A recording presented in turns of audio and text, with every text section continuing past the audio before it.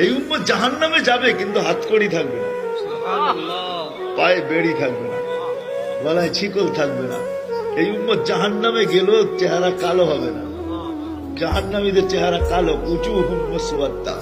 ওলামাদেরকে জিজ্ঞাসা করেন, কোরআন বলতেছে এই উম্মতের চেহারা কালো হবে না। দারোগা মালিক জিজ্ঞেস করবে, এটা আবার কেমন আসামি? হাতকড়ি নাই, বেড়ি নাই, গলায় ছিকল নাই, চেহারা ঝকঝকে, ভুলে কি চলে আসলো নাকি? আল্লাহ জবাব দিবে, মালিক আমার বন্ধুর উম্মত, খবরদার। জিজ্ঞেস করবে, হাতকড়ি নাই কেন আল্লাহ?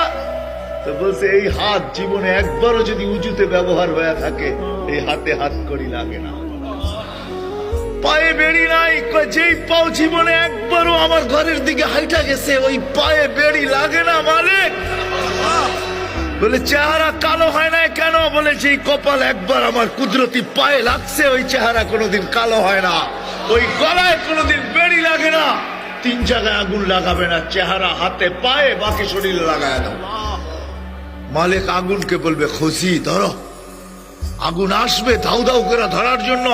আল্লাহ আমাদেরকে কলেমা স্মরণ করায় দিবে, আমরা জোরে জোরে কলেমা পড়বো, আগুন বাইগা চলে যাবে। 1 বার 2 বার 3 বার।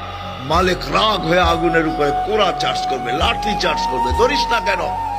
বারবার বলতেছি, ধরিস না কেন? আগুনের জবান খুলে যাবে, বলবে, লাইসালি সুলতান আলা মান ক্বালা লা ইলাহা ইল্লাল্লাহ মুহাম্মাদুর রাসূলুল্লাহ। এই কলেমা যে পড়ে তাকে ধরার ক্ষমতা আমার নাই, তুমি ধরো।